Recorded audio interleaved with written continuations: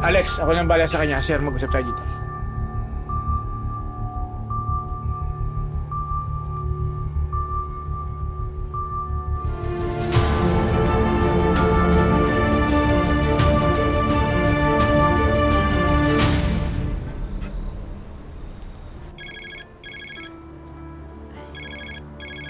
Lek, No, Amira.